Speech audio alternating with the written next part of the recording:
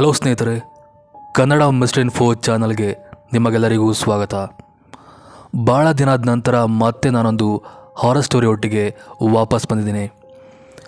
ಇವತ್ತಿನ ಕಥೆಯಲ್ಲಿ ನಾನು ಮಂಗಳೂರಿನ ಒಂದು ಪ್ಲೇಸಲ್ಲಿ ಆದ ಹಾರರ್ ಸ್ಟೋರಿ ಬಗ್ಗೆ ನಿಮಗೆ ತಿಳಿಸಿಕೊಡ್ತೀನಿ. ವಿಡಿಯೋ ನಿಜವಾಗ್ಲೂ ಕೂಡ ಸಖತ್ತಾಗಿದೆ. ಎಲ್ಲೂ ಕೂಡ ಸ್ಕಿಪ್ ಮಾಡದೆ ಈ ವಿಡಿಯೋನ ನೈಟ್ ಟೈಮಲ್ಲಿ ನೋಡಿ ಅಂತ ನಾನು ಕೇಳ್ತಿದ್ದೀನಿ.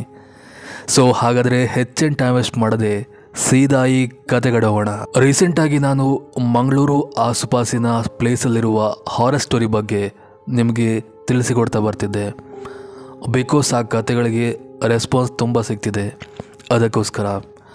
ಅನಿವೆ ಇವತ್ತಿನ ಕಥೆಯಲ್ಲಿ ನಾನು ಬೆಳ್ತಂಗಡಿ ಉಜಿರೆ ಆ ಒಂದು ಪ್ಲೇಸಲ್ಲಿ ಆದ ಒಂದು ನೈಜ ಘಟನೆ ಬಗ್ಗೆ ತಿಳಿಸಿಕೊಡ್ತೀನಿ. ಈ ಕತೆನ ಎಕ್ಸ್ಪೀರಿಯನ್ಸ್ ಮಾಡಿದ್ದ ಆ ವ್ಯಕ್ತಿ ಹೆಸರು ಆ್ಯಕ್ಚುಲಿ ರಾಜೇಶ್ ಅಂತ. ಬಟ್ ನಂಗೆ ಕತೆ ಕೊಟ್ಟಿದ್ದು ಆ ರಾಜೇಶ್ ಅಲ್ಲ, ಬದಲಾಗಿ ಅವನ ಫ್ರೆಂಡ್ ಒಬ್ಬ ಇದ್ದಾನೆ, ಅವನು ಕೊಟ್ಟಿದ್ದು. ರಾಜೇಶ್ ಆ ಕತೆನ ಫ್ರೆಂಡ್ಗೆ ಹೇಳಿದ್ದಾನೆ, ಸೊ ಫ್ರೆಂಡ್ ನನಗೆ ಹೇಳಿದ್ದಾನೆ. ಸೊ ಅವ್ರ ಮೂಲಕ ನನಗೆ ಈ ಕತೆ ಸಿಕ್ಕಿದೆ. ಅನಿವೆ ರಾಜೇಶ್ ಮೂಲತಃ ಮಂಗಳೂರವನೇ. ಅವನೊಂದು ಕಂಪ್ನಿಲಿ ಆರಾಮಾಗಿ ವರ್ಕ್ ಮಾಡಿಕೊಂಡು ತನ್ನ ಲೈಫನ್ನು ಲೀಡ್ ಮಾಡ್ತಿರ್ತಾನೆ. ಹಾಗೆ ಆವಾಗವಾಗ ಬೈಕ್ ಮೂಲಕ ಒಂದಲ್ಲ ಒಂದು ಪ್ಲೇಸ್ಗೆ ಹೋಗಿ ತನ್ನ ಟ್ರಾವೆಲ್ ಲೈಫ್ನ ಕೂಡ ಎಂಜಾಯ್ ಮಾಡ್ತಿರ್ತಾನೆ. ಹೀಗಿರುವಾಗ ಒಂದಿನ ಅವನಿಗೆ ಉಜಿರೆಯಿಂದ ಆಚೆ ಸೈಡಲ್ಲಿ ಎಲ್ಲೋ ಒಂದು ಪ್ಲೇಸ್ಗೆ ಹೋಗಬೇಕಾಗಿತ್ತು. ಅದು ಯಾವುದೋ ಒಂದು ಫಂಕ್ಷನ್ನ ಅಟೆಂಡ್ ಮಾಡಲಿಕ್ಕೋಸ್ಕರ ಬೆಳಲಾಗೆ ಬೆಳ್ತಂಗಡಿ ಅಂತ ಒಂದು ಪ್ಲೇಸ್ ಬರುತ್ತೆ. ಆ ಮಿಡ್ಲಲ್ಲಿ ಉಜಿರೆ ರೋಡ್ ಅಂತೆಲ್ಲ ಸಿಗುತ್ತಂತೆ. ಹಾಗೆ ಆ ಉಜಿರೆ ರೋಡಲ್ಲಿ ಒಂದು ಚಾಮುಂಡಿ ಟೆಂಪಲ್ ಇದೆಯಂತೆ. ಸೊ ಆ ಚಾಮುಂಡಿ ಟೆಂಪಲಿಂದ ಮುಂದೆ ಫಾರೆಸ್ಟ್ ಏರಿಯಾ ಸುಮಾರು ಕಿಲೋಮೀಟರ್ ಗಟ್ಟಲಿದೆ ಅಂತೆ. ಸೊ ರಾಜೇಶ್ ಏನು ಮಾಡ್ತಾನೆ, ಅವನಿಗೆ ಫಂಕ್ಷನ್ ಸಾಯಂಕಾಲ ಇದ್ದ ಕಾರಣ ಬೈಕ್ ಮೂಲಕ ಆ ಒಂದು ಪ್ಲೇಸ್ಗೆ ಅಟೆಂಡ್ ಆಗಿ ಅವನಿಗೆ ಆ ದಿನವೇ ವಾಪಸ್ ಬರಬೇಕಿತ್ತಂತೆ. ಸೊ ಅವನಿಗೆ ಬೈಕ್ ಇದೆ, ಪೆಟ್ರೋಲ್ ಎಲ್ಲ ಇದೆ, ಯಾವುದಕ್ಕೋಸ್ಕರ ಅಲ್ಲಿ ಸ್ಟೇ ಆಗಬೇಕು, ವಾಪಸ್ ಬರುವಂಥ ನೈಟ್ ಟೈಮಲ್ಲೇ ಅವನು ಜರ್ನಿನ ಸ್ಟಾರ್ಟ್ ಮಾಡ್ತಾನೆ. ಬರುವಾಗ ಅವನಿಗೆ ಯಾರು ಕೂಡ ವಾರ್ನ್ ಮಾಡಲಿಲ್ಲಂತೆ, ಆ ರೋಡ್ ಸರಿಯಿಲ್ಲ ಹಾಗೆ ಹೀಗೆ ಅಂತ. ಒಂದು ವೇಳೆ ಆ ರೋಡ್ ಸರಿಯಿಲ್ಲ, ಎಕ್ಸ್ಪೀರಿಯನ್ಸ್ ಆಗುತ್ತೆ ಅಂತ ಗೊತ್ತಿದ್ದರೆ ಅವನು ಆ ರೋಡಲ್ಲಿ ಬರೋ ಸಾಹಸನೇ ಕೈಗೊಳ್ಳೋದಿಲ್ಲಂತೆ. ಸೊ ಆ ರೀತಿಯಾಗಿ ಸ್ಟೋರಿಲಿ ಮೆನ್ಷನ್ ಮಾಡಿದರು. ಅನಿವೆ ಅವನೊಂದು ಸುಮಾರು 10-10:30 ಹಾಗೆ ಆ ರೋಡ್ ಮೂಲಕ ಜರ್ನಿನ ಶುರು ಮಾಡ್ತಾನೆ. ಉಜಿರೆ ಬೆಳ್ತಂಗಡಿ ಬೆಳಲ್ ಅಂತ ರೋಡ್ ಬರುತ್ತೆ. ಸೊ ಆ ರೋಡನ್ನು ಅವನು ಹಿಡಿದು ತನ್ನ ಬೈಕ್ ಮೂಲಕ ಹಾಗೆ ಬರ್ತಿರ್ತಾನೆ. ಅನಂತರ ಆ ಟೆಂಪಲ್ ಸಿಗುತ್ತೆ. ಆ ಟೆಂಪಲಲ್ಲಿ ಕೈ ಮುಗಿದ ನಂತರ ಅವನು ಮತ್ತೆ ಪುನಃ ತನ್ನ ಜರ್ನಿನ ಶುರು ಮಾಡ್ತಾನೆ. ಸೊ ಅವನು ಕೊನೆಗೂ ಆ ಒಂದು ಎಕ್ಸ್ಪೀರಿಯನ್ಸ್ ಆದ ಸ್ಪಾಟ್ಗೆ ತಲುಪ್ತಾನೆ. ಅಂದರೆ ಫಾರೆಸ್ಟ್ ಏರಿಯಾ ಇದೆ ಅಂತೆ. ಆ ಒಂದು ಜಾಗಕ್ಕೆ ತಲುಪಿ ಅವನು ಅಲ್ಲಿಂದ ಬೈಕ್ ಮೂಲಕ ಹೋಗ್ತಿರ್ತಾನೆ. ಅವನು ಒಂದು ಸ್ವಲ್ಪ ದೂರ ಹೋಗುವಾಗ ಅವನಿಗೆ ಯಾವುದೇ ರೀತಿ ಎಕ್ಸ್ಪೀರಿಯನ್ಸ್ ಆಗೋದಿಲ್ಲ. ಬಟ್ ಒಂದು ಪರ್ಟಿಕ್ಯುಲರ್ ರೀಜನ್ನ ಕ್ರಾಸ್ ಆದ ನಂತರ ಅವನಿಗೆ ಮನಸ್ಸಲ್ಲಿ ಒಂಥರ ವಿಯರ್ಡ್ ಫೀಲಿಂಗ್ ಬರಲಿಕ್ಕೆ ಶುರುವಾಗುತ್ತೆ. ಅಂದರೆ ಆ ಪರ್ಟಿಕ್ಯುಲರ್ ರೀಜನ್ ಏನಿದೆ ಅದು ಆ ರೀತಿ ಇತ್ತಂತೆ. ಅಲ್ಲಿನ ವಾತಾವರಣ ಆಗಲಿ, ಬೀಸುವ ಗಾಳಿ ಆಗಲಿ ಅವನಿಗೆ ಆ ರೀತಿಯಾದ ಒಂದು ಫೀಲ್ ಕೊಡ್ತಂತೆ. ಇಲ್ಲಿಂದ ಮುಂದೇನೋ ಸರಿಯಾಗೋದಿಲ್ಲ ಅಂತ. ಬಟ್ ಆದರೂ ಏನು ಮಾಡೋದು, ಅಲ್ಲಿ ಸ್ಟೇ ಆಗೋಗಿಲ್ಲ, ವಾಪಸ್ ಹೋಗುವಾಗಿಲ್ಲ.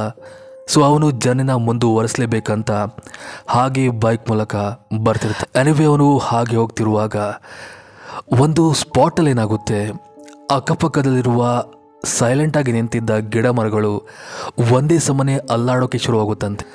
ಲೈಕ್ ದೇವದ ಪಿಕ್ಚರಲ್ಲಿ ನೀವು ನೋಡಿರ್ಬೋದು, ಒಬ್ಬ ಹೀರೋ ಹೋಗ್ತಿರುವಾಗ ಅಕ್ಕಪಕ್ಕಲ್ಲ ಶಬ್ದ ಆಗಿ ಯಾವ ರೀತಿ ಅದು ಮೂವಿಲಿ ತೋರಿಸಿದ್ದಾರೆ ಅಂತ ನೋಡಿ, ಅದೇ ರೀತಿ ಅವನೇ ಕೂಡ ಆಗಿತ್ತಂತೆ. ಮೂವಿ ನೋಡುವಾಗ ಅದೆಲ್ಲ ಆಗಲ್ಲ ಅಂತ ನಾವು ಅಂದ್ಕೋತೀವಿ. ಬಟ್ ರಿಯಲ್ ಆಗಾದಾಗ ಮಾತ್ರ ನಮಗೆ ಅದರ ಅನುಭವ ಆಗೋದು. ಇವನ್ ಆ ಟೈಮಲ್ಲಿ ರಾಜೇಶ್ಗೆ ಕೂಡ ಸೇಫ್ ಫೀಲ್ ಆಗಿತ್ತಂತೆ. ಮೂವಿಲಿ ನೋಡಿ ನಗ್ತಿದ್ದೆ, ಇವಾಗ ನನ್ನ ಲೈಫಲ್ಲಿ ಆಗ್ತಿದೆ ಅಂತ. ಅವನು ಅದನ್ನ ಭ್ರಮೆ ಅಂತ ಅಂದ್ಕೊಳ್ಳಲಿಲ್ಲ. ಯಾಕಂದರೆ ಅವನು ವಾಸ್ತವದಲ್ಲಿದ್ದ. ಇದು ಯಾವುದು ಕೂಡ ಭ್ರಮೆ ಅಲ್ಲ, ಇಲ್ಲೇನೋ ಸರಿ ಇಲ್ಲ, ನನಗೇನೋ ಆಗ್ಬೋದಂತ ಒಂದು ಭಯದಲ್ಲಿ ಅವನು ಗಾಡಿನ ಸ್ಪೀಡಾಗಿ ತಗೊಂಡು ಹೋಗ್ತಿರ್ತಾನೆ. ಒಂದು ಮಿಡ್ಲ್ ರೋಡಲ್ಲಿ ಏನಾಗುತ್ತೆ, ಅವನಿಗೆ ಎಷ್ಟೋ ತನಕ ವೇಟ್ ಇರ್ದಿದ್ದ ಆ ಒಂದು ಬೈಕ್ ಏನಿದೆ ಅವನಿಗೆ ವೇಟ್ ಫೀಲ್ ಆಗಲಿಕ್ಕೆ ಸ್ಟಾರ್ಟ್ ಆಗುತ್ತೆ. ಲೈಕ್ ಪೀಲಿಯನ್ ಸೀಟಲ್ಲಿ ಯಾರೊಬ್ಬರು ಕೂತಿರೋ ಹಾಗೆ ಅವನಿಗೆ ಭಾಸವಾಗುತ್ತೆ. ಇವನಿಗೆ ನಿಜ ಆ ಒಂದು ಕೋಲ್ಡ್ ಟೈಮಲ್ಲೂ ಕೂಡ ಬೆವರ್ಲಿಕ್ಕೆ ಶುರು ಮಾಡ್ತಾನೆ. ಹಿಂದಿರುಗಿ ನೋಡುವಾಗಿಲ್ಲ. ಅಫ್ಕೋರ್ಸ್ ಅವನಿಗೆ ಗೊತ್ತಾಗಿ ಹೋಗಿತ್ತು, ಇದ್ಯಾವುದು ಅಮಾನುಷ ಶಕ್ತಿ ನನ್ನ ಫಾಲೋ ಮಾಡ್ತಿದೆ ಅಂತ. ಅವನು ಹಿಂದಿರುಗಿ ನೋಡುವ ಧೈರ್ಯ ಮಾಡಲಿಲ್ಲ, ಹಾಗೆ ಬೈಕ್ ಕೂಡ ಸ್ಟಾಪ್ ಮಾಡಲಿಲ್ಲ. ಅವನೊಂದು ಐಡಿಯಾ ಮಾಡ್ತಾನೆ. ಸೊ ಮಿರರ್ ಮೂಲಕ ನೋಡುವಂತ ಅವನು ರೈಟ್ ಮಿರರ್ನ ಹಾಗೆ ಟರ್ನ್ ಮಾಡಿ ನೋಡ್ತಾನೆ. ಆವಾಗ ಅವನಿಗೆ ಶಾಕಿಂಗ್ಲಿ ಅವನ ಬೈಕ್ ಹಿಂದೆ ಯಾವುದೋ ಒಂದು ಅಮಾನುಷ್ಯ ಆಕೃತಿ ಕೂತಿರುವ ಹಾಗೆ ತೋರಿ ಬರುತ್ತೆ. ಸುತ್ತಮುತ್ತ ತುಂಬ ಕತ್ಲಿದ ಕಾರಣ ಅವನಿಗೆ ಆಕೃತಿ ಕರೆಕ್ಟಾಗಿ ತೋರಲಿಲ್ಲ.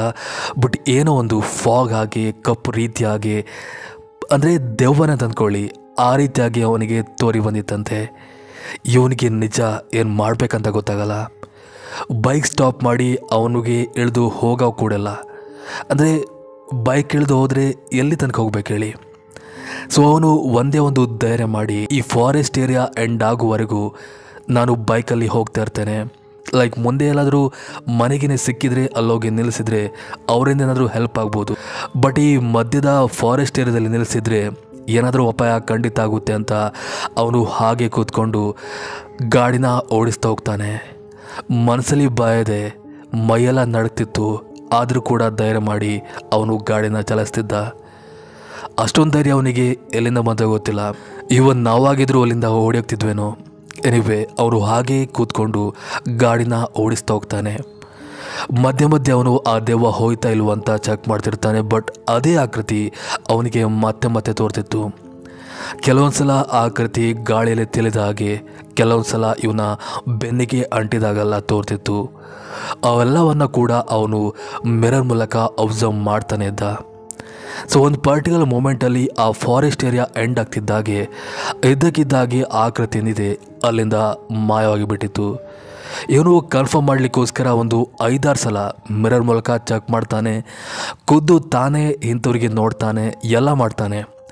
ಆವಾಗ ಅವನಿಗೆ ಕನ್ಫರ್ಮ್ ಆಗಿ ಹೋಗಿತ್ತು ದೆವ್ವ ಇಲ್ಲ, ಅಲ್ಲಿಂದ ಹೋಗಿದೆ ಅಂತ. ಸೊ ಅವನು ಕೊನೆಗೂ ಒಂದು ಪ್ಲೇಸಲ್ಲಿ ನಿಂತು ಗಾಡಿನ ನಿಲ್ಲಿಸಿ ಗಾಡಿಯ ಹಿಂದು ಮುಂದೆ ಎಲ್ಲ ಕಡೆ ಕೂಡ ಚೆಕ್ ಮಾಡ್ತಾನೆ.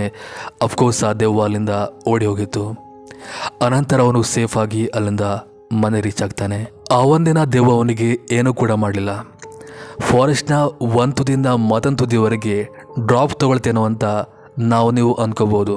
ಬಟ್ ಜೋಕ್ನ ಸೈಡಿಗೆ ಇಟ್ಟರೆ ಆ ಒಂದು ಎಕ್ಸ್ಪೀರಿಯನ್ಸ್ ಆಗಿದ್ದು ನಿಜವಾದ ಸುಳ್ಳು ಅಂತ ನಾವು ಸುಳ್ಳಂತಲೇ ಹೇಳ್ಬೋದು.